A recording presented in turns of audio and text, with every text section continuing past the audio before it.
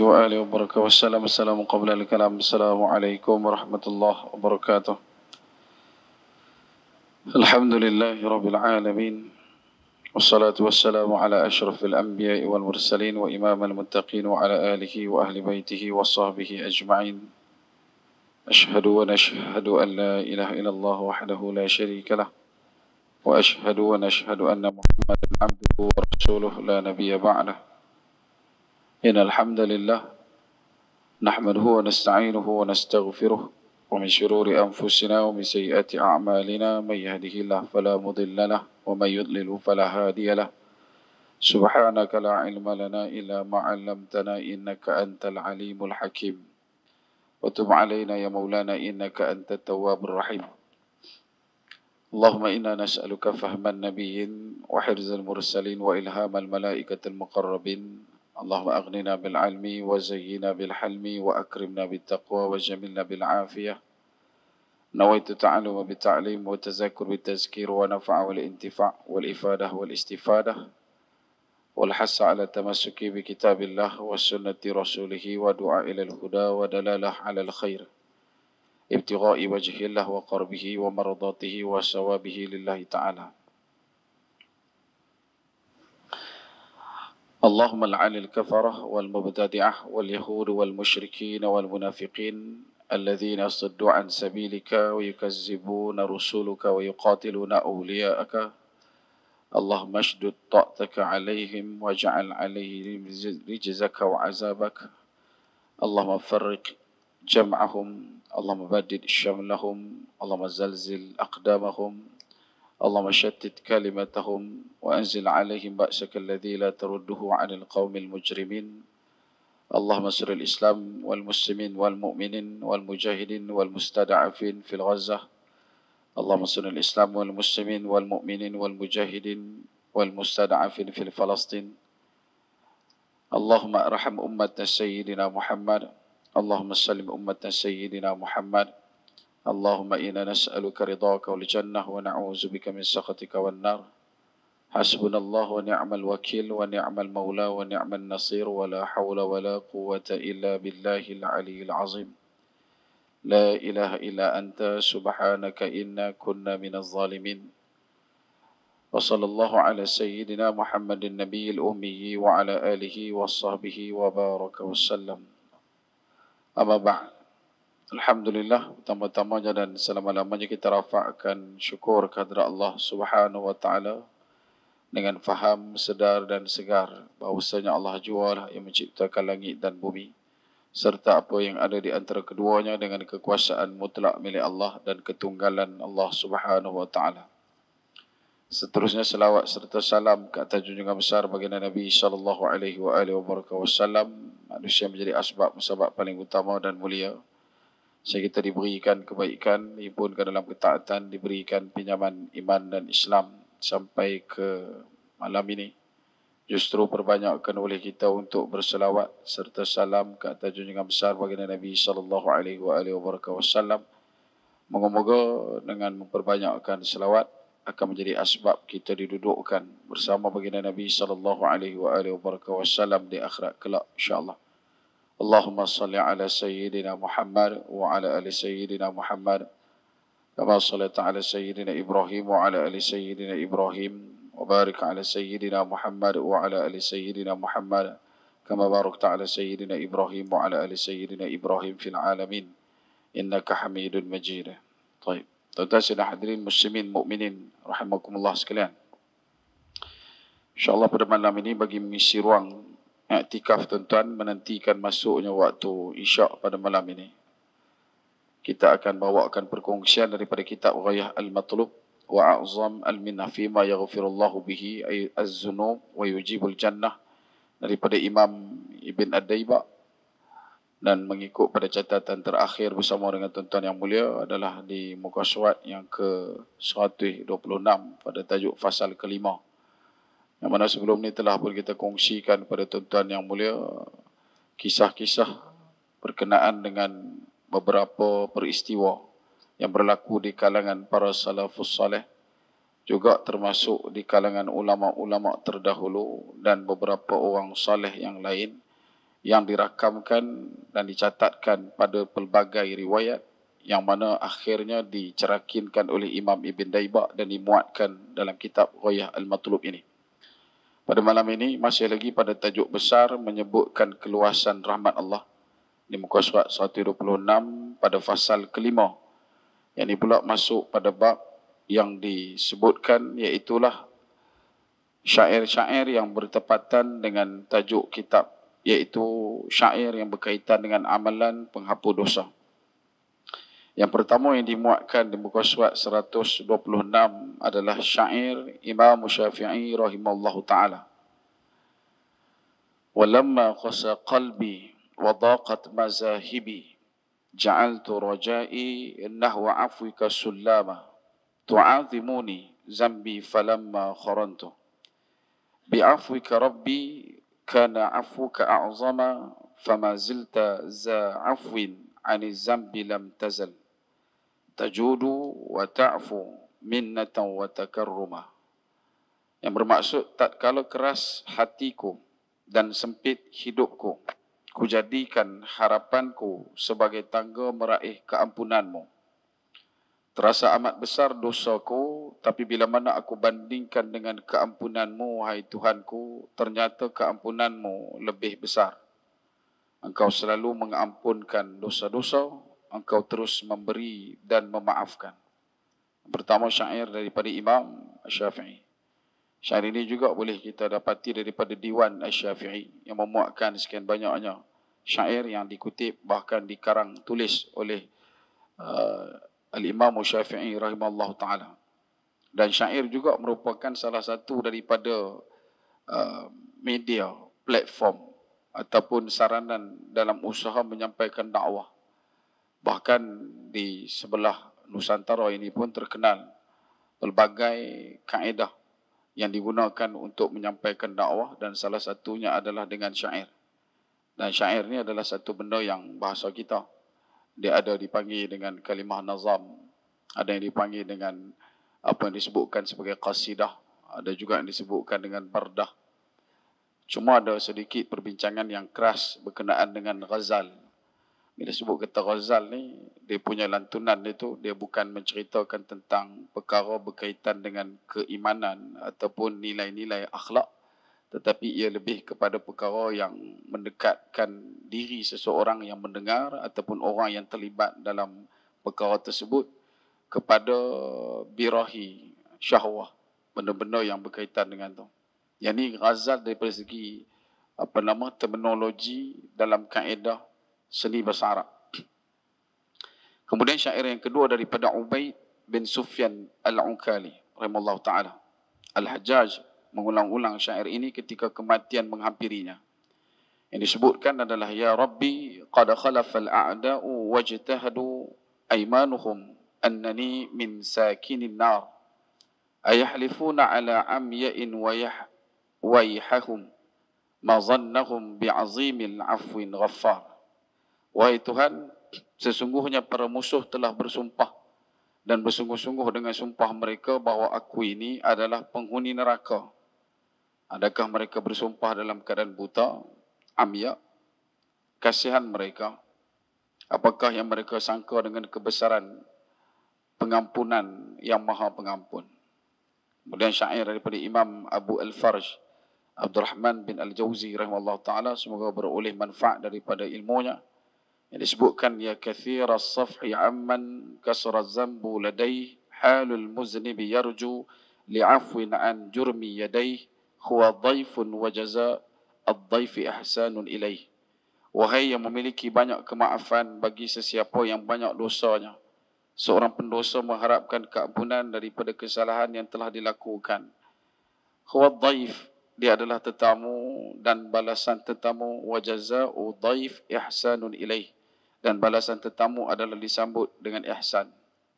Syair Al-Hafiz Abdul Walid Abdullah bin Muhammad Yusuf Al-Azdi Al-Qurtubi yang dikenali dengan nama Ibn Al-Furadi rahimahullah ta'ala menyebutkan, Asirul khataya inda babika waqifun ala wajalin mimma bihi anta arifun yaqafu zunuban lam yaghib anka ilmuha ويرجوك فيها فهو راج وخائف فيا سيدي لا تخزني في الصحيفة إذا نشرت يوم الحساب الصحائف وكن مؤنسي في ظلمة القبر عندما يصد ذوو القربى ويجف الموالف لئن ضاق عني عفوك الواسع الذي أرجو لإسرفي فإني لتالف. Tawanan dosa berdiri di depan pintu, berasa malu ke atas setiap apa yang engkau tahu, yakni daripada dosa-dosa. Dia takut dosa-dosa itu tidak lenyap daripada pengetahuanmu. Dia turut berharap padanya, justru dia mengharap dan juga takut. Wahai Tuhan, janganlah engkau burukkan aku disebabkan buku amalan ketika engkau membentangkan buku-buku amalan pada hari kebangkitan. Jadilah penemanku dalam kegelapan kubur ketika mana ahli keluarga menjauh dan kawan merenggang. Sekiranya keampunanmu yang luas itu menjadi sempit, yang mana aku mengharapkannya untuk membantuku, maka sesungguhnya aku akan binasa. Syair daripada Al-Hasan bin Hani yang dikenali sebagai Abu Nawas. Dia pernah ketika mana zaman selepas dia bapa dia meninggal dunia, pemerintah di Baghdad ketika itu nak mengambil Abu Nawas menjadi qadi. Dalam riwayat disebutkan dia berpura-pura menjadi gila selama 10 hari sebab dia tak mau jadi qadi. Dia nak jadi hakim ni, kata Fudail bin Iyad, satu orang yang jadi hakim ni meletakkan kakinya sebelah di neraka. Satu orang yang jadi hakim, jadi qadi, dia adalah orang yang telah meletakkan kaki dia sebelah dalam neraka. Jadi Abu Nawas pada ketika itu, dia buat serupa macam dia gila. Bahkan terkenal Abu Nawas ni pada panggilan satu orang yang terkenal dengan kegiatan yang tidak berakhlak, minum arak. Bahkan ada satu tugu yang dibina di Iraq pada hari ini. Kalau tuan-tuan boleh cari, tuan-tuan akan jumpa tugu Abu Nawas. Dia gambarkan satu orang duduk di atas satu kursi dan sedang memegang satu gelas besar. Dan patung tersebut adalah diimbalkan sebagai Abu Nawas. Dan Abu Nawas, dia adalah satu orang yang alim. Cuma kealiman dia tu tidaklah untuk dimasyhurkan, bahkan dia usaha untuk disembunyikan. Dan dalam syair ini disebutkan oleh beliau sendiri, laqad kunta bin nairan aw'adta man 'asa fa wa'duka bil ghufran liman jaa'a khaifun wa in kuntum mawsufan bi batshin wa quwwah fa min wasfikal ihsan wal mann wal lutfu rakibna khatayana wa sitruka musabbal wa laysa li shay'in anta satiruh kashfun iza nahnu lam nahfu wa ta'fu takarruma faman ghairuna yahfu wa ghairuka yaghfir. Engkau telah janjikan siksa neraka kepada sesiapa yang ingkar dan engkau janjikan keampunan bagi sesiapa yang datang dalam keadaan takut. Sekiranya engkau disifatkan dengan gagah dan kuat, maka sifatmu juga ihsan, pemberi kurniaan dan maha penyantun. Kami telah melakukan kesalahan dan engkau menutupinya. Tiada sesuatu yang dapat menyingkap apa yang telah engkau tutupi. Jika bukan kami yang melakukan dosa dan jika bukan engkau yang mengampuni, siapakah selain kami yang akan berdosa dan selainmu yang akan mengampuni. Dan syair daripada Abu Nawas juga disebutkan dengan usaha tersebut. Moga-moga dia diampunkan dengannya. Ya Rabbi, inna azumat zunubi kasrah, falaqad alimtu bi anna afwaka a'zam, in kana la yarjuka illa al-muhsin, fabiman yulawwidhu wa yahtamil mujrim, mali ilaika wasilatun illa ar-raja, li'azimi afwika summa inni muslim. Wahai Tuhan, sekiranya besar dan banyak dosaku, sesungguhnya aku tahu bahawa pengampunanmu jauh lebih besar. Jika yang boleh mengharap kepadamu hanya orang baik, lalu kepada siapa si pendosa akan berlari dan berlindung? Tiada wasilah bagiku menujumu, melainkan mengharapkan besarnya pengampunanmu, dan aku adalah seorang Islam. Syair Imam Alimuddin As-Sakhawi rahimahullah ta'ala, beliau mendendangkan kalimah syair ini ketika kematian menghampirinya. Qalu ghadan ta'ti diyarul hima wa yatanazzalu ar-rakbu bimaghnahum fa kullu man kana muti'an lahum asbaha masruran biluqyahum qultu alayya zanbun fala hilati بأي وجه أتلقاهم قالوا فإن العفو من شأنهم لا سيما عمن ترجهم. Mereka berkata, esok engkau akan datang ke kawasan larangan. Sesiapa lalu penunggang turun dari haiwan tunggangan. Sesiapa yang taat kepada mereka akan menjadi gembira dengan pertemuan. Dan aku berkata, sesungguhnya aku mempunyai dosa. Maka apakah helahku dengan wajah bagaimana harus aku bertemu mereka? Mereka berkata, sesungguhnya fa'innal afwa, dia suka memberikan pengampunan, terutamanya bagi sesiapa amman tarajjahum, barang siapa yang menginginkan keampunan tersebut. Syair Imam Abul Qasim As-Suhaili, Qasad 132. Ya man yara ma fi dhamiri wa yasma' anta al-mu'addu li kulli ma yatawaffaq. Ya man yurja lisyada'iri kullaha. Ya man ilaihi al-mushtaka wal mufazza'u. Ya man qazainu rizqih fi qawlin kun. Imnan fa innal khair indaka ajma' ma li siwa fakhri ilaika wasilah. Fabil iftiqar ilaika fakhri adfa' ma li siwa qar'i li babika hilah. Fala in ruditu fa ayya babin aqra' wa man alladhi arju wahtafu bismih.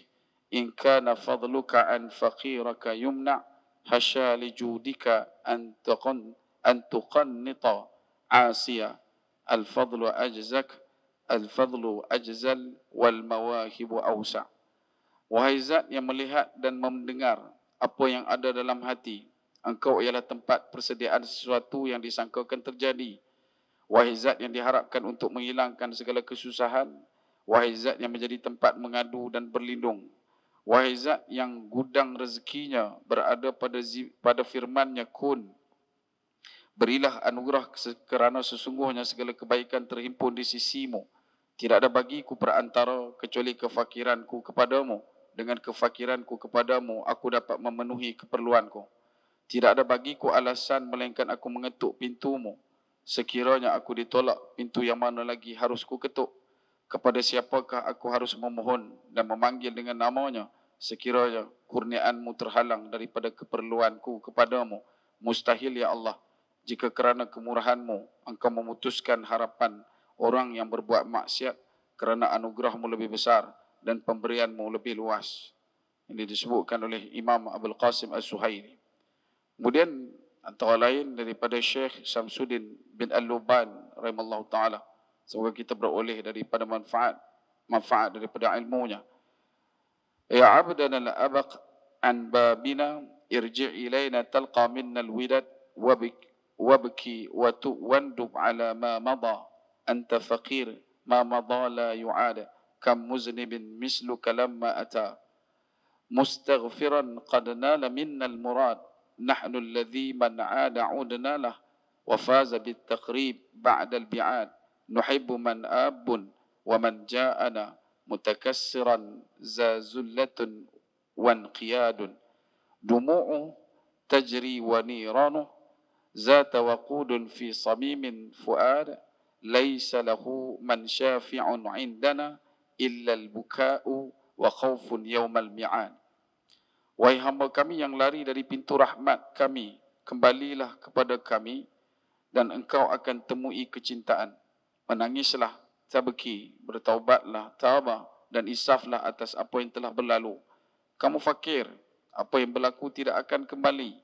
Berapa ramai pendosa sepertimu bila mana dia datang dalam keadaan memohon keampunan, lalu dia mendapat pengampunan daripada kami. Kamilah yang memberi petunjuk kepada sesiapa yang kembali kepada kami. Dia menang dengan mendekatkan diri kepada kami setelah jauh dari kami. Kami mencintai sesiapa yang kembali dan datang kepada kami dalam keadaan remuk hatinya dan merendah diri.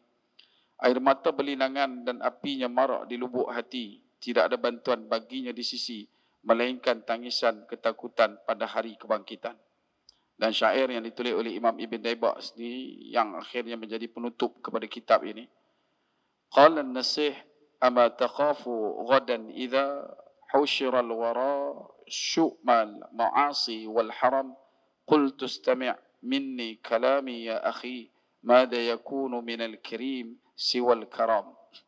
Penasihat berkata, Tidakkah kamu takut esok pada hari dihimpunkan umat manusia dengan kejelikan kemaksiatan yang telah mereka lakukan? Dan aku berkata, dengarkan daripadaku kalami ya akhi, satu nasihat, wahai saudaraku. Madza yakunu minal karim siwal karam? Apa yang akan dilakukan oleh yang pemurah selain daripada kemurahan? Nanti itu antara yang terakhir. Wallahu ta'ala a'lam, disebutkan oleh Imam Ibn Daibah dalam kitab Ghayah Al-Matlub. Dan secara kesimpulan daripada kitab yang kita bawakan kepada tuan-tuan, ini adalah satu perkara yang sebenarnya meliputi daripada setiap perjalanan kehidupan kita sebagai seorang hamba kepada Allah Subhanahu wa ta'ala. Dan dalam usaha kita menjadi orang yang melakukan segala titah perintah Allah Subhanahu wa ta'ala, kecenderungan kita untuk meraih keampunan daripada Allah Subhanahu wa ta'ala sepatutnya menjadi teras utama dalam setiap pembinaan watak ibadah yang kita lakukan. Pada setiap rokok dan sujud yang kita lakukan, pastikan ia senada dan sama dengan niat yang kita ungkapkan, iaitu lillahi ta'ala. Tidak ada jaminan bagi setiap ibadat yang kita lakukan ini memberikan buah hasil nikmat kebaikan di dunia. Dan tidak juga kita sebutkan setiap ibadat yang kita lakukan akan memberikan kemudahan dalam kehidupan kita. Berapa ramai orang di luar sana yang tertipu dengan ibadah mereka sendiri, kerana mereka menyangkakan dengan ibadah itu mereka dapat meraih segala kesenangan hidup. Sedangkan sama ada kamu duduk dalam keadaan mendapat kesenangan ataupun kesusahan, kedua-duanya adalah nikmat daripada Allah Subhanahu wa ta'ala. Usaha kita melakukan ibadat, baik solat, puasa, zakat, haji, tutup aurat, usaha menyambung silaturahim, semua ini berdiri pada titik bakal mendapat balasan di Yaumiddin, hari pembalasan. Dunia ini tidak mampu untuk menampung kebaikan dan kehebatan jazak balasan daripada Allah Subhanahu wa ta'ala. Bahkan sekiranya kita lakukan ibadat dengan tujuan kita untuk menjadikan ia sebagai wasilah supaya mendapat kesenangan dan keringanan hidup di dunia, maka asbab daripada itu barang mungkin kita akan jadi orang yang mudah terselih rasa dan juga niatnya seperti mana yang berlaku kepada Qarun. Qarun bukanlah satu orang yang biasa-biasa. Dia adalah satu orang yang terkenal bila mana mengangkat tangan menadah doa, doanya mustajab. Allah Ta'ala makbul permintaan dia. Walaupun dia hanya penggali kubur, dia adalah penjaga kubur. Namun bila mana Allah Ta'ala memberikan ujian ke atas diri dia berbentuk kesenangan, dan bila mana ditanyakan kepada dia tentang cara dan kaedah dia boleh mendapat kekayaan, maka dia jawab dengan kalimah ilmin indi. Dia kata dia kaya kerana dia ada ilmu untuk mendapatkan kekayaan. Sedangkan pada asalnya, pada awalnya, dia adalah orang yang betul-betul mengharap kepada Allah. Tetapi perjalanan dia dinatijahkan untuk mendapat kesenangan itu dalam hidup ni. Dan hidup ni, kalau kita tahu, kata dia tak adalah tak lama. Hidup kita ni singkat. Kita akan jadi orang yang akan berusaha dengan seberapa segera untuk menyambung silaturahim. Tambahan pula kita dihidangkan dengan satu kejadian yang begitu berat hati. Sepanjang bulan, 1 bulan lebih, kita duduk dalam keadaan emosi kita dihiris dan dironyok. Tak mampu untuk melepaskan, tak mampu untuk meluahkan di manakah jalan penyelesaian. Bahkan kita ditekan lagi dengan kedudukan dan keadaan kita yang tidak bermaya, tak mampu untuk memberikan bantuan yang khusus kepada saudara kita di Gaza. Sebab itu saya sebutkan selalu dalam mana-mana dapatan yang kita sebutkan, iaitu berusahalah untuk berdamai dengan bahasa cinta Allah. Kerana di sana saudara kita berhadapan dengan perjalanan menuju syurga, dijemput sebagai syuhada. Cuma tinggal lagi kita. Adakah kita boleh meletakkan diri kita ini orang yang bakal dijemput oleh Allah sebagai syahid, dengan keadaan kita duduk di sini yang masih lagi berantakkan hubungan kita dengan jiran tetangganya, dengan adik-beradik, dengan pasangan, dengan anak pinak. Adakah kita masih lagi mampu untuk mengukir senyum di akhirat dalam keadaan merasakan kita beroleh syurga Allah, sedangkan kita masih lagi meletakkan buruk sangka kepada setiap mata yang kita pandang? Adakah kita jadi orang yang mempertikaikan urusan nusrah, bantuan dan juga pertolongan daripada Allah, sedangkan salah satu kunci utama untuk kita mendapat bantuan daripada Allah Subhanahu wa taala adalah dengan wa aslih bainana, iaitu kita berusaha untuk menyambung silaturahim di antara kita. Bila mana ditanya bilakah bantuan akan tiba, bilakah pertolongan Allah akan memuncak, bilakah bantuan Allah akan kita nampak, jawapannya berada pada diri kita sendiri, iaitu berusaha untuk menyambung silaturahim. Kalau kita berdiri pada satu perkataan, pada kita sebut satu kalimah, kita ucap satu keputusan, orang Islam yang ada meletakkan perolehan kebaikan itu hanya sahaja komplit daripada Allah Subhanahu wa taala, insya-Allah bantuan akan turun, tuan-tuan. Yang hari ini berada dalam kedudukan yang begitu menyesakkan adalah kerana apa? Kerana kita tidak memiliki satu suara. Kita ramai, kata Nabi sallallahu alaihi wasallam, tetapi dah pun terkena penyakit wahnu, cinta dunia dan takut sangat kepada kematian. Kita gambarkan kematian itu sebagai satu penyudah kepada setiap kelazatan kehidupan. Sedangkan kehidupan kita baru saja akan bermula selepas daripada kematian. Dan betapa kita menjadi orang yang masih lagi berusaha untuk mengukir gelak ketawa berderai, sedangkan hidup kita sedang disapa kematian setiap hari ibarat kitab yang dibuka sehelai demi sehelai. Dan waktunya akan sampai, sama ada kita bersedia ataupun tidak. Sama ada kita ini dijemput sebagai syuhada ataupun tidak, mati tetap akan datang. Kerana itu, dalam usaha yang berbaki ini, penuhkanlah hati kita dengan yang pertama, bersangka baik kepada Allah yang maha baik. Hari ini berlaku kehancuran di kalangan masyarakat umat bila mana mereka meletakkan kebaikan Allah pada nilai yang selektif. Mereka mengkelaskan kasih sayang Allah Subhanahu wa taala. Sedangkan Allah itu pemilik kepada zat Ar-Rahman, Ar-Rahim, Al-Wadud, Al-Afu, Al-Ghafar, Al-Ghafir, Al-Ghafur. Allah pemilik segala nikmat dan juga zat kecintaan.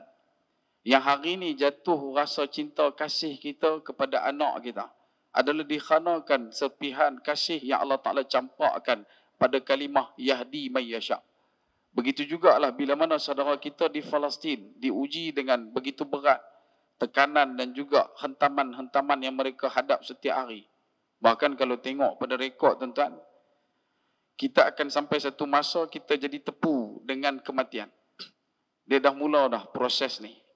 Dan bila kita tengok balik dia punya algoritma dalam lapangan sosial yang ada, tak kiralah mana-mana laman, kita sedang ditekan untuk menerima kematian secara beradab ini, secara berhadap ini, dalam keadaan sampai ke tahap kita jadi malas dah nak ambil tahu.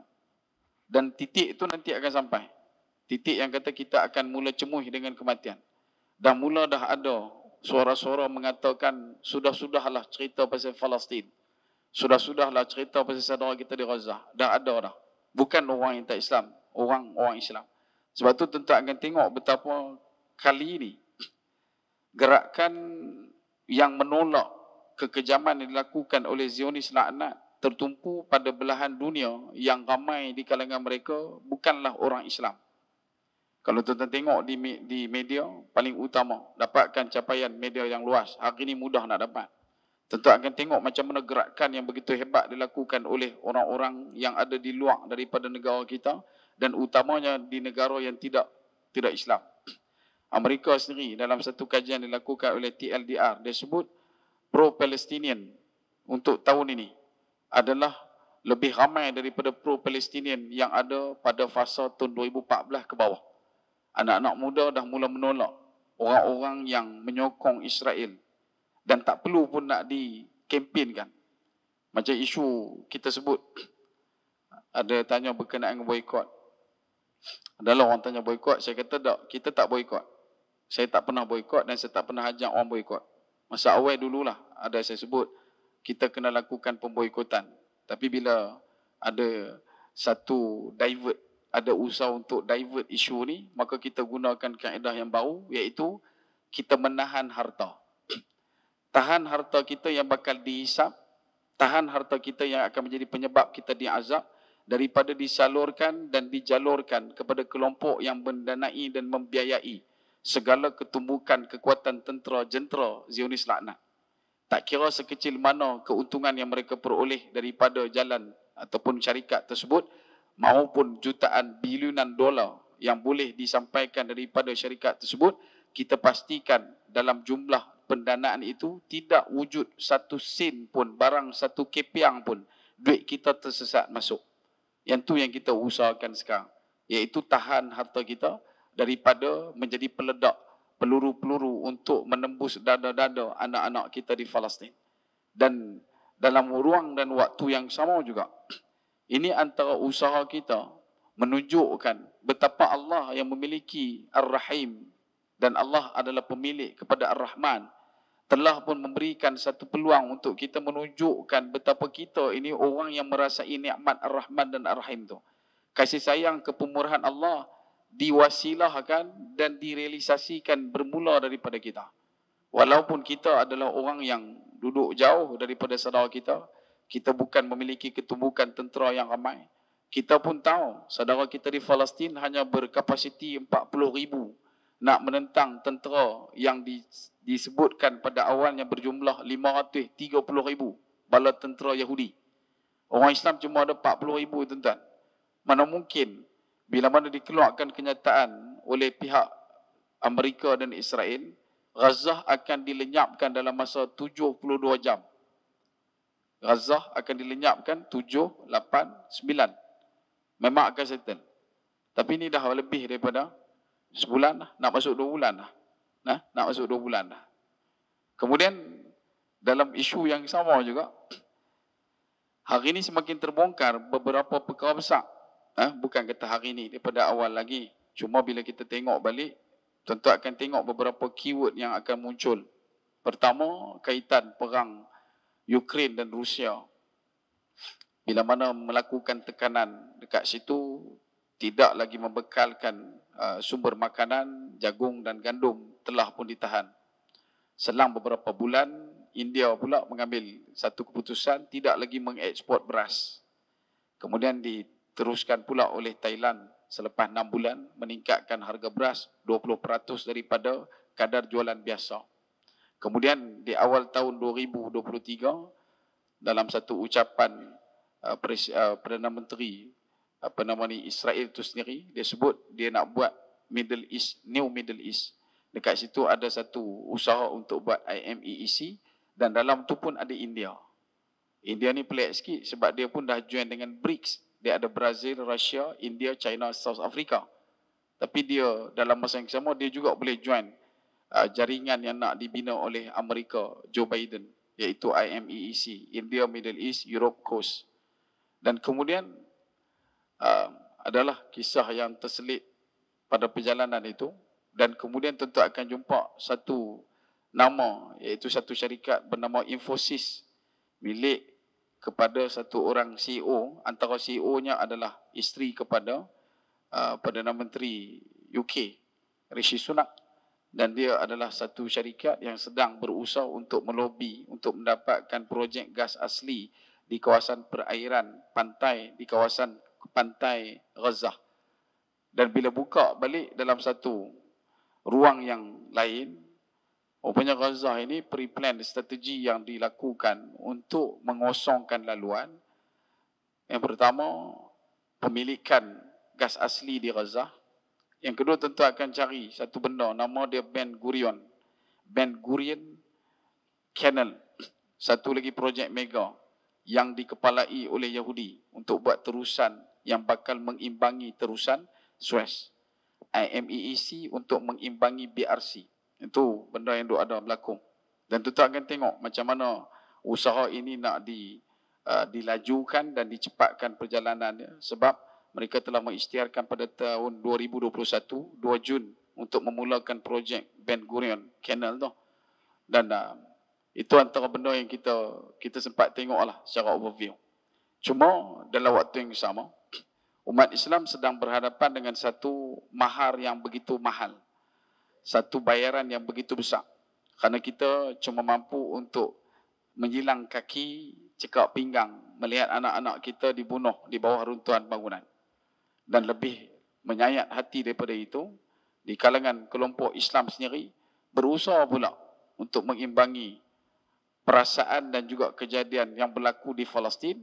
Kita juga kena turut rasakan apa yang berlaku di kalangan orang Israel. Sedangkan rasionya tidak sama, tuan-tuan. 30 hari peperangan. Kalau di Syria, perang bermula daripada tahun 2011 sampailah tahun 2022, seperti mana yang dibuat dalam satu statistik, peratusan pembunuhan kanak-kanak sepanjang kurang lebih 11 tahun itu adalah seramai 1 hari 3 orang. 30 hari, satu hari 30 orang untuk 11 tahun. Rasio kematian kanak-kanak di Syria. Kalau di Yaman 0.7 kanak-kanak dibunuh 1 hari. Di Palestin, dalam masa 30 hari bacaan parameter yang mereka letak itu, kalau dibahagikan, 1 hari bersamaan dengan 136 kanak-kanak dibunuh. Secara tertumpu dan strategi, plan. Bukannya bunuh yang biasa-biasa. Tapi anak-anak kita berada dalam kedudukan syahid. Mereka adalah orang yang Allah Ta'ala muliakan masa hidup, dan Allah Ta'ala muliakan bila mana mereka tetap hidup di sisi Allah Subhanahu Wa Ta'ala. Sebab itu, betapa mulianya mereka, sampai ke tahap masa tengah mereka hidup tu pun kita dah nampak kemuliaan. Bukan takat berkat orang-orang Palestin, tetapi tanah itu juga berkat. Satu negara yang tidak dibenarkan untuk dikibarkan bendera dalam negara dia. Negara tu ada bendera, tapi bendera tu tak boleh dikibarkan dalam negara dia. Tapi dengan izin Allah, satu dunia tolong kibar bendera untuk dia. Dan dalam waktu yang sama juga, betapa anak-anak kecil yang ada di Gaza mengajar kita hakikat tentang keampunan Allah Subhanahu Wa Ta'ala. Mereka seperti mana seakan-akan tidak sabar-sabar nak bertemu dengan Allah yang Maha Pengampun. Mereka seperti mana menunjukkan kepada kita hakikat maknawi sebenar, nilai keimanan kepada Allah Subhanahu Wa Ta'ala. Walaupun usia mereka baru seawal 4-5 tahun. Bicara mereka tentang kematian seperti mana tujuan kehidupan. Bahkan bila ditanya, apa cita-cita kamu? Terus mereka jawab, syahid. Maka ditanya, kenapa syahid? Dia kata, kami mengimpikan syahid kerana kebanyakan anak-anak Palestin tidak sempat besar. Tuan-tuan nak jawab apa esok? Sebab itu, bagi orang yang mengatakan ini hanyalah sekadar biasan geopolitik semata-mata, sekali lagi saya peringatkan pada diri saya dan juga tuan-tuan, bagi orang yang demikian, yang fikir benda ni adalah geopolitik, hanya berkaitan dengan isu dalaman negara tertentu dan sebagainya, ya silakan persiapkan diri kamu dengan dalil terbaik untuk bekalkan di hadapan Allah Subhanahu Wa Ta'ala, kerana kelak nanti kita juga akan dijadikan satu hujahan, jidal, debatan di kalangan ahli-ahli yang ada di dalam syurga. Bahkan orang yang ada di kalangan kita juga bakal beroleh untuk menarik hak-hak mereka pada kita. Dan maka dalam ruang itu, usahalah untuk kita jadikan harta kita ini boleh dibekalkan sampai ke Gaza barang mungkin, ataupun dakwah kita, usahakan untuk sampaikan kepada saudara kita, anak-anak kita, bahkan doa kita, jangan pernah kita lupa untuk kita lantunkan, untuk kita santunkan setiap kali kita melakukan salat. Termasuklah di antaranya adalah qunut nazilah. Sebutkan nama saudara kita di Gaza. Bukanlah nama semua. Sebutlah kata Gaza, Palestin dan sebagainya. Kerana mungkin terselit doa-doa tuan-tuan para wali yang ada di hadapan saya dan juga ibu para wali yang turut hadir. Moga-moga Allah Subhanahu Wa Ta'ala meletakkan kebaikan tertinggi kepada mereka. Dan kita juga mengharapkan dengan usaha kita memperkasakan pemahaman tentang akidah kepada Allah Subhanahu Wa Ta'ala ini, ia bukanlah satu benda yang hanya diperhalusi ketika mana kita duduk dalam keadaan terbawah. Tidak. Carilah Allah dalam segenap penjuru kehidupan. Baik ketika mana sakit ataupun sihat, senang ataupun susah, sibuk ataupun lapang. Kerana Allah pastinya akan memberikan titik-titik hikmah dalam kehidupan kita. Bila mana kita melakukan setiap perkara dan kita tahu kita ni hamba, dan hakikat kehambaan itu adalah senantiasa memohon ampun kepada Allah. dan teruskan memohon ampun kepada Allah dalam keadaan kita meletakkan betapa Allah adalah Maha Pengampun. Dan jangan pernah sekali-kali merasakan Allah tidak akan mengampunkan dosa-dosa kita. Ini adalah perbuatan yang kita ucap banyak kali kepada tuan-tuan. Satu perkara yang tidak boleh ada dalam diri satu orang beriman. Jangan pernah berputus asa. Wala taqnitu min rahmatillah. Jangan pernah kamu berputus asa dengan rahmat Allah. Kerana rahmat Allah ini adalah satu bentuk keampunan tertinggi. Ada 5 kedudukan keampunan Allah. Al-Afu, Al-Ghafir, Al-Ghafur, Al-Ghaffar. Dan yang kelima paling tinggi adalah rahmah. Kerana itu jugalah Ashabul Kahfi ketika mana mereka dikepung dalam kegelapan Al-Kahfi. Mereka minta Rabbana atina min ladunka rahmah. Mereka tak minta makanan, tak minta minuman. Tapi yang mereka minta adalah keampunan daripada Allah SWT. Kerana mereka merasakan mereka adalah orang yang banyak melakukan dosa. Dan ini termasuk daripada ujian, cubaan, dugaan daripada Allah SWT. Manakala yang ketiga dalam bab kitab amalan penghapus dosa yang kita sebutkan dan kita bawakan kepada tuan-tuan. Usaha untuk kita selain daripada belajar bersangka baik kepada Allah Subhanahu Wa Taala pada setiap perkara yang berlaku. Satu ketika ditanyakan kepada Abdullah ibn Umar radhiyallahu anhuma ketika mana dia datang ke Masjidil Haram pada satu musim haji. Dan soalan itu ditanyakan oleh seorang tabi'in. Dan dia mencari apa yang disebutkan Sayyidina Abdullah ibn Umar radhiyallahu anhuma. Dan dia bertanya kepada Sayyidina Abdullah ibn Umar radhiyallahu anhuma betapa di kawasan dia, di tempat dia, iaitu sekitar Baghdad, wujud satu kelompok yang mula mengatakan bahawasanya ketetapan yang baik itu memang daripada Allah mutlak, manakala yang buruk itu bukan daripada Allah. Dan akhirnya menjadi perdebatan besar sampai ke tahap dia bagi tahu kena bertanya kepada sahabat. Dan mereka mencari Sayyidina Abdullah ibn Umar radhiyallahu anhuma ketika itu masih lagi hidup. Dan bila tanya kepada Sayyidina Abdullah ibn Umar, apakah yang disebutkan al-qadr khair wa syarr min Allah? Apakah yang dikatakan takdir, qada, qadar, baik, buruk itu datang dari Allah? Maka jawab Sayyidina Abdullah bin Umar radhiyallahu anhuma dengan satu jawapan yang cukup ringkas tetapi padat dan padu dengan hakikat sebenar keimanan. Iaitu kata Abdullah bin Umar radhiyallahu anhuma, al-qadr khair wa syarr min Allah bermakna kullu khair. Baik dan buruk datang dari Allah bermaksud semuanya adalah baik.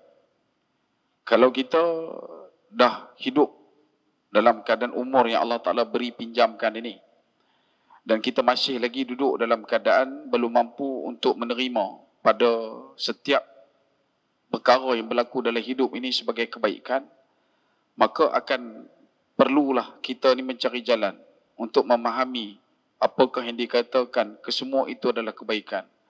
Walaupun kalam lidah kita dah sebut janji berulang kali setiap hari dalam solat kita. Sebagai contoh, kita baca dalam suratul Fatihah, ihdinas siratal mustaqim. Ya Allah, tunjukkanlah kami jalan yang lurus, jalan yang benar. Jalan yang lurus ni jalan yang mana? Jalan yang kita ulang balik, iaitu pada ayat seterusnya, siratal ladzina an'amta alaihim. Iaitu jalan yang kami minta ni, jalan lurus ni apa dia ya Allah? Jalan yang lurus ni yang kami tahu adalah jalan yang mana kalau kami lalu jalan tu, semua benda yang kami dapat adalah nikmat. Walaupun dia sihat, nikmat, sakit, nikmat. Lapang, nikmat, sibuk, nikmat. Kaya, nikmat, miskin, nikmat. Ada orang dia berkeluh kesah dengan ketidakmampuan dia untuk beroleh harta yang banyak. Patut kita kena fikir, dengan harta yang kita ada Allah ni pun belum tentu lagi kita boleh lepas depan Allah Subhanahu Wa Taala. Daripada depan pintu rumah kita sampai ke belakang rumah kita.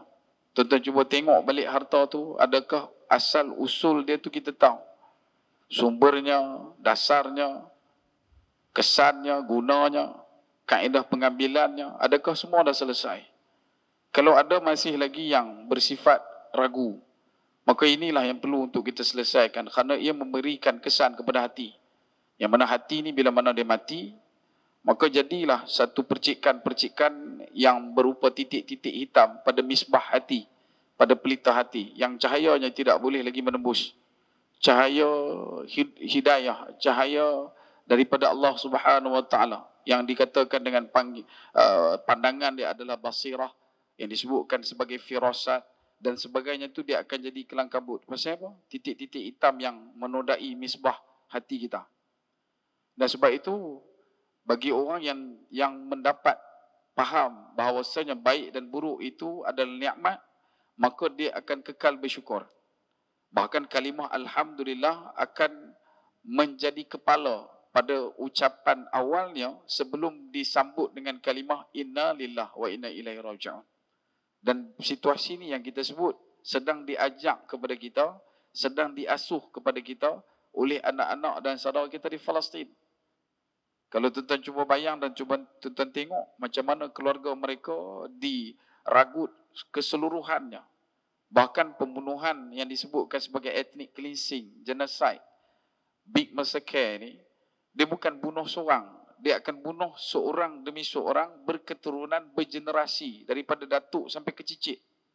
Dan disebutkan dan dicatatkan oleh sumber daripada Palestin, sudah pun hampir 150 keluarga yang telah dihapuskan keturunannya daripada datuk sampai ke cicit. Tak ada. Dan ini yang kita sebutkan sebagai ia bukan perkara yang biasa-biasa.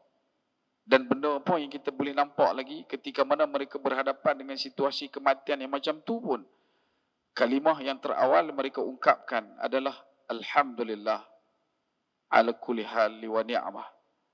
Kemudian mereka ucapkan kalimah inna lillah. Mereka ucapkan kalimah hasbunallah wa ni'mal wakil. Mereka ucapkan kalimah la hawla wa la quwata illa billahil aliyil azim. Mereka ucapkan kalimah astaghfirullah. Dan ini yang perlu untuk kita ambil pada satu kedudukan yang boleh kita sebutkan. Inilah caranya bagaimana kita nak menyantunkan hati kita, boleh faham bahasa cinta Allah Subhanahu wa taala. Bahkan disebut juga kepada kita berulang kali, jangan kamu tangisi kematian itu disebabkan oleh kesedihan, hancur tubuh badan, tinggal cebisan, tulang belulang, daging berserakan. Tidak. Yang patut kamu perlu sedihkan sekarang adalah diri kamu. Kita kena sedihkan diri kita. Macam mana kematian akhir kita, macam mana keadaan hidup kita, macam mana keadaan kita bertemu dengan kematian yang mungkin memungkinkan kita jadi ahli syurga. Wal'ayazubillah, selain daripada itu kita tak mahu. Dan sebab itu, usaha kita yang ketiga ini kita sebut, senantiasa meletakkan diri kita ini berharap keampunan pada Allah dan kekal pada dua kedudukan khauf dan rajak yang disebutkan. Dan yang tu adalah yang terakhir yang kita sempat sebutkan pada tuan-tuan, dan sebahagian kitab juga ada dicatatkan di penghujung dalam satu hadis Nabi SAW, riwayat daripada Imam Muslim. Baginda Nabi SAW bersabda, man mata wa huwa ya'lam an la ilaha illallah dakhalal jannah. Barang siapa yang meninggal dunia dan dia mengetahui dan mengakui an la ilaha illallah, sesungguhnya tiada Tuhan yang layak disembah melainkan Allah, dakhalal jannah, masuk ke dalam syurga, kata Nabi SAW. Jadi berbahagialah wahai ahli-ahli yang disebutkan sebagai mubasyirin, pendengar berita gembira. Kita ni orang beriman, Allah Ta'ala kekalkan dan Allah Ta'ala gelarkan sebagai pendengar berita-berita gembira. Dan bagaimana kita nak mengekal untuk gembira itu adalah dengan senantiasa memuncakkan kalimah la ilaha illallah dalam kehidupan. Bukan hanya ketika mana setiap rukuk sujud yang kita lakukan, tetapi setiap kali derap langkah kita berada di atas bumi Allah bersama dengan pasangan, bersama dengan anak-anak, cari peluang dan kesempatan untuk ucap kalimah la ilaha illallah. Moga-moga dengan memperbanyakkan kalimah la ilaha illallah ini juga memperkukuhkan keimanan kita, menambahkan ketakwaan kita kepada Allah Subhanahu wa taala, dan Allah Subhanahu wa taala menerima jual beli kita insya-Allah biiznillah. Jadi moga-moga dekat tu dulu perkongsian untuk kita bawakan kepada tuan-tuan, khatam pada malam ini kitab Ghayah Al-Matlub daripada Imam Ibn Daibah, dan diperkongsikan juga pada perkara yang penuh berkaitan dengan taubat, berkenaan dengan pengampunan dosa, perolehan balasan di akhirat, dan beberapa intipati yang terkhusus yang menceritakan bagaimana tentang syarat taubat kita dengan Allah, syarat taubat kita dengan manusia. Dan ketahui juga pada kita daripada kitab ini, syafaati li ahli al-kabair min ummati, kata Nabi, syafaat Nabi sallallahu alaihi wasallam, kata Nabi, akan bersama untuk diberikan li ahli al-kabair, untuk pendosa besar di kalangan umatku min ummati. Jadi moga-moga kita adalah orang yang diampunkan oleh Allah Subhanahu wa taala. Amin. Dan moga-moga juga kalaulah kita ini terlibat dalam perkara yang mendekat kepada ahli kabair, iaitu pelaku dosa-dosa besar, kita layak untuk mendapat syafaat daripada baginda Nabi sallallahu alaihi wasallam. Cuma kekalkan tumpuan kita pada fokus khauf dan raja, takut kepada Allah dan mengharap pada Allah. Jangan takut tidak mengharap, dan jangan mengharap tanpa rasa takut. Karena kalau tak ada salah satu, timpang dan kita akan menyimpang. Tapi kalau kita ada takut, dalam waktu yang sama kita ada mengharap, maka insya-Allah pengharapan kita itu akan mengikat ketakutan, dan ketakutan itu akan mengikat pengharapan. Moga-moga Allah Subhanahu wa taala mengampunkan kita, mengampunkan kedua orang ibu ayah kita, mengampunkan seluruh keluarga kita, mengampunkan pasangan kita, anak-anak, jiran, tetangga kita, dan seterusnya seluruh umat Islam insya-Allah biiznillah. Ila hadratin Nabil Mustafa Sayyidil Mursalin wa ala alihi wa sahbihi ajma'in. Al-Fatihah. A'udzu billahi minasyaitonir rajim. Bismillahirrahmanirrahim. Alhamdulillahi rabbil alamin, arrahmanir rahim, maliki yaumiddin. Iyyaka na'budu wa iyyaka nasta'in. Ihdinas siratal mustaqim, siratal ladzina an'amta 'alaihim ghairil maghdubi 'alaihim waladdallin. Amin. أعوذ بالله السميع العليم من الشيطان الرجيم. بسم الله الرحمن الرحيم. الحمد لله رب العالمين حمدا يفي نعمه يكافئ مزيده. يا ربنا لك الحمد كما ينبغي لجلال وجهك الكريم وعظم سلطانك. اللهم نستحفظك ونستودعك وأهلنا وأنفسنا وأهلنا وكل شيء أعطيتنا. اللهم جمع بالصحة والعافية والسلامة والسعادة تحققنا بالتقوى. اللهم إنا نسألك رضاك والجنة ونعوذ بك من سخطك والنار.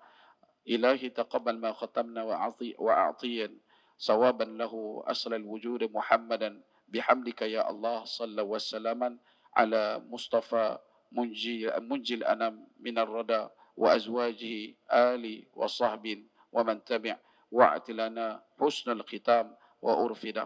اللهم إنا نعوذ بك من الهم والحزن، ونعوذ بك من العجز والكسل، ونعوذ بك من الجبن والبخل، ونعوذ بك من غلبة الدين وقهر الرجال. رضينا بالله ربا وبالإسلام دينا وبمحمد النبي ورسوله. يا حي يا قيوم، يا حي يا قيوم، يا حي يا قيوم، برحمتك أستغيث. أصلح لي شأني كله ولا تكلني إلى نفسي طرفة عيني. حسبنا الله ونعم الوكيل ونعم المولى ونعم النصير. ولا حول ولا قوة إلا بالله العلي العظيم. لا إله إلا أنت، لا إله إلا أنت، لا إله إلا أنت، سبحانك إنا كنا من الظالمين. اللهم ربنا آتنا في الدنيا حسنة وفي الآخرة حسنة وقنا عذاب النار. وصلى الله على سيدنا محمد وعلى آله وصحبه أجمعين. والحمد لله رب العالمين. تقبل الله منا ومنكم إلى تقبل يا كريم. ختامنا إلى الله والله تعالى أعلم. Dan dari itu, moga-moga tekak turut perkongsian. Mohon maaf masa tuan-tuan. Terima kasih atas perhatian. Kalau ada kebaikan, tolong saya lebarkan. Kalau ada keburukan, mohon tolong jauhkan. Daripada apa yang saya sampaikan sepanjang bersama dengan tuan-tuan, saya minta maaf banyak-banyak. Kalau ada kekasaran bahasa, tukar bicara, telajak kata, terasa di mana-mana. Dari jauh menjunjung duli, dari dekat menjunjung sembah. Mohon maaf sudah diberi kalau ada silap dan salah. Kutip hikmah yang disampaikan. Moga-moga hidup mendapat hikmah, memberikan kebaikan berpanjangan daripada kehidupan di dunia. Sampailah kembali kepada Allah Subhanahu Wa Taala. Bak kata pepatah lama, reduk pohon di tepi rumah, cabut ubi sampai ke akar. Kalau hidup mendapat hikmah, selaut garam terasa tawar. Akhir kalam, sekecil-kecil ikan pasti ada isinya, sebesar-besar ikan pasti ada tulangnya. Aku qauli hadza astaghfirullahaladzim wa lakum wa lisa'ilil muslimina wal muslimat wal mu'minina wal mu'minat fastaghfiruh fa yafadhal mustaghfirin. Wassalamualaikum warahmatullahi wabarakatuh. Wallahu taala a'lam.